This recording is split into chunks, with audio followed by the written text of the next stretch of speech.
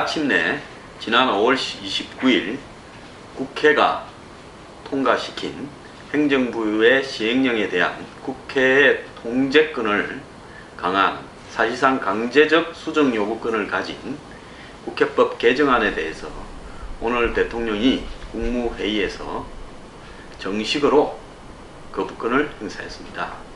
이제 국회의 법 개정안은 다시 국회로 돌아가서 상정이 폐기되느냐 재의결을 하느냐 갈림길인데요. 100% 상정이 폐기될 겁니다. 오늘 6월 25일 목요일 황장수의 뉴스 브리핑은 이 이야기를 중심으로 풀어가겠습니다.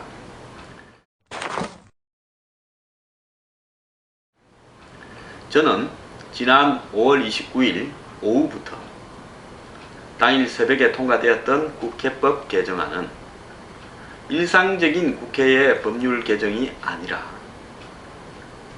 당시에 공무원 연금 개혁을 빙자해서 개혁법안을 통과시키기 위해서 야당과 협의한다라는 조건으로 세월호 시행령 개정 문제가 불거지고 그것이 곧바로 순식간에 언론도 모르는 사이에 국회법 개정안으로 돌아가는 모습을 보고 이 부분은 여야에 광범위하게 퍼져 있는 내각제 개헌 세력들의 공모에 의한 것이다 라고 저는 판단을 내렸습니다.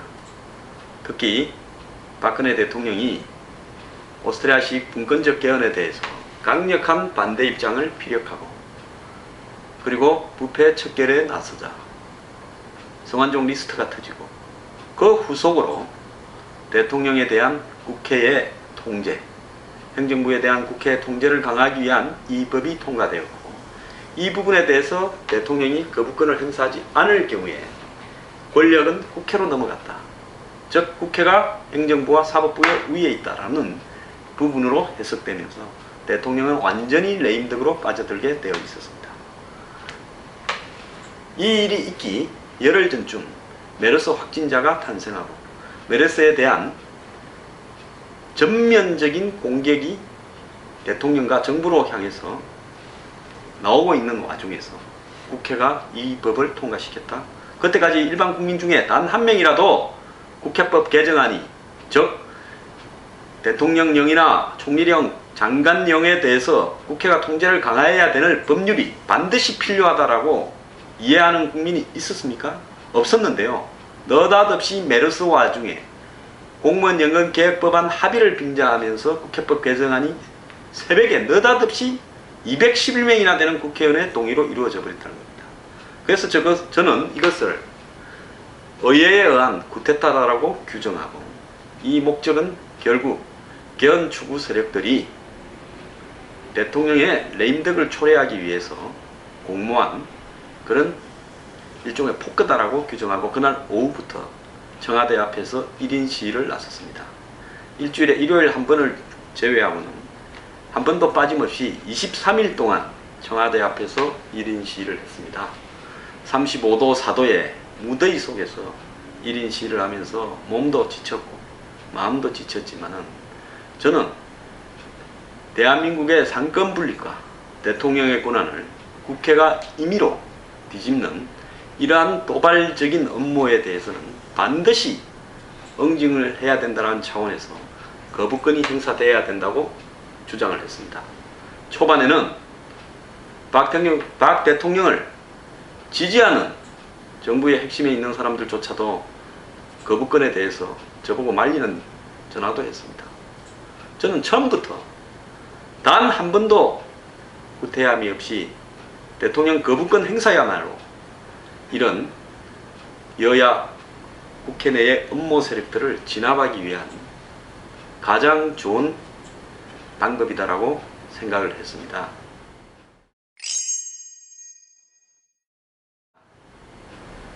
여러분, 요구를 요청으로 관자 고쳐서 강제성이 없다고 여야가 합의할 것 같으면 뭐 때문에 처음에 있는 국회가 행정부에 이것 좀 고쳤으면 좋겠다는 행정부가 맞으면 생각해보고 고쳐주는 게 있는데 별도로 개정을 해가지고 강제성을 강화했습니까? 국회의원들이 도란 사람들입니까? 아닙니다.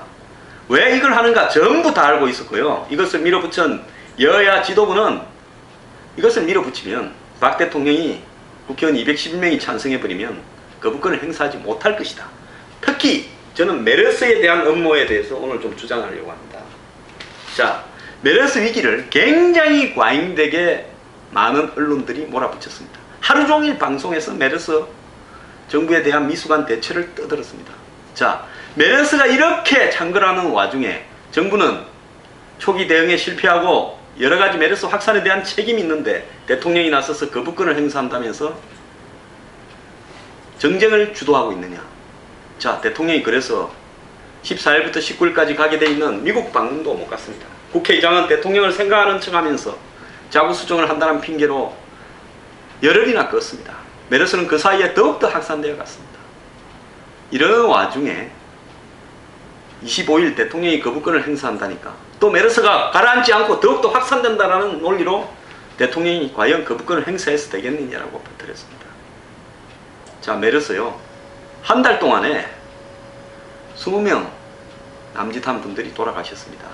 자, 독감이 번질 때 한 달 동안에 독감이 기존에 병이 있는 분들이 만성 지병이 있는 분들이 독감이 걸려서 돌아가시는 집계를 내면 100명은 넘을 겁니다. 메르스가 그렇게 위험한 부분입니까? 대통령도 이야기했다시피 사상 처음으로 겪는 이런 변종 독감 그리고 국제보건기구도 세계보건기구도 여기에 대처할 백신이나 병에 대한 정확한 진단, 확정도 못하고 있는 그런 상황에서 정부가 소홀함이 있었던 건 사실이고 또 대기업이 경영하는 병원에서 공무원들이 그 병원에 대한 대처를 제대로 하지 못한 것도 사실입니다. 자, 지금 무슨 이야기를 퍼뜨리고 있습니까? 사과도 민영화하느냐. 그저께 삼성의 이재용 부회장이 사과했다고 해서 대통령이 사과할 부분을 이재용 부회장이 하느냐. 대통령이 사과 안 한다 했습니까? 사과를 하더라도 모든 사태가 마무리된 다음에 사과해야 될 거 아닙니까? 오늘 거부권이 이제 본격화되면 이후에 정치권이 어떻게 대통령을 공격할지 뻔합니다. 메르스 와중에 대통령은 거부권을 행사하면서 정쟁을 유발했다라고 이야기할 겁니다. 정쟁을 유발한 장본인이 누굽니까? 메르스 와중에 급하지도 않은 국민 누구도 필요하다고 생각하지 않은 국회법 개정안을 5월 29일 날 새벽에 도둑질하듯이 통과시킨 사람들이 누굽니까? 그 사람들이 정쟁을 유발한 거 아닙니까? 그런데 대통령이 거부권을 행사하는 것이 메르스에 집중하지 않고 정쟁을 유발하는 것입니까? 그러면서 온통 메르스가 창궐하다고 전 신문 지면을 동원해서 하루 종일 종편 방송 등을 동원해서 떠들었습니다. 자, 요즘 며칠 보니까요 메르스가 조용해졌죠. 그리고 소비가 다시 늘어나고 있지 않습니까? 경제도 약간씩 살아나고 있어요. 왜? 메르스가 있다고 그렇게 겁을 주니까 경제가 가라앉고 소비가 가라앉는 겁니다. 관광객도 오지 않고요. 지금 6월 말까지 4조 원 이상의 피해가 나고 있습니다. 근데 언론들이 보도를 좀 자제하니까 어떻습니까? 극장도 이전보다 훨씬 많은 사람들이 가고 소비도 지금 다시 발생하고 있습니다. 관광객도 곧 다시 오기 시작할 겁니다. 누가 메르스를 가지고 정치적으로 장난을 치고 있습니까? 저는 이 메르스나 국회법 개정안이 있기 직전에 성완종 사태 때부터 부패 척결 나서고 이완구 총리가 사퇴할 때부터 저는 이 국가적 위기 앞에 말은 똑바로 해야 되겠다. 제가 종편에 나가서 출연료를 받는 것이 중요한 게 아니라 종편에 나가서 내 이름을 알리는 것이 중요한 게 아니라 그래서 뭐 제가 제 이름을 알려서 다른 반대급부를 누리려고 하는 것이 중요한 게 아니라 방송에서 배제되더라도 제 할 똑바른 이야기를 해야 되겠다라고 지난 1월 중순 이후에 마음을 굳혔습니다. 그래서 종편 등에 제가 한때 가장 많이 나가는 사람 중에 한 명이었는데 할 말을 제대로 했습니다. 자, 부패 척결이 시작되고 성완종 사태가 시작된 이후에 언론들은 제 말을 불편하게 여기기 시작했고 배제하는 분위기가 있었습니다. 한 군데서는 자신들이 방송 사고를 내놓고 저한테 뒤집어 세우고 KBS에서 다 전말을 보도하지 않았습니까? 저는 아무런 잘못이 없다고요. 한 군데는 야당의 핑계를 대가지고 야당이 저한테 대해서 문제를 제기했기 때문에 출연할 수 없다고 했습니다. 또 저에 대한 공작적인 음해와 고소도 나왔습니다. 동시다발로 저를 방송에서 제거하기 위한 업무가 진행되고 있습니다. 그래서 저는 방송 출연에 연연하기보다는 지금 현재 국가를 뒤흔들고 정체성을 뒤흔들고 상권 분립을 위협하는 세력과 맞서 싸우기로 결심을 했고요. 그 결과 완벽하게 방송에서 배제되었습니다. 아마 저는 여러분들이 상당한 기간 방송에서 보기가 아니면 영영 보기가 불가능할 겁니다. 저는 그걸 각오를 했습니다. 그렇지만은 국민들을 상대로 정말로 이 시기에 필요한 말을 똑바로 하고 그래서 서서 싸우다가 사라지겠다 이런 길을 택했습니다. 그래서 저는 그 직후에 벌어지는 국회법 개정안 통과를 보면서 이것이야말로 저를 방송에서 배제시켰던 원인이다. 저는 작년 9월부터 오스트리아식 분권적 개헌이 등장했을 때부터 개헌 업무에 대해서 가장 앞장서서 질타를 하고 싸워왔습니다.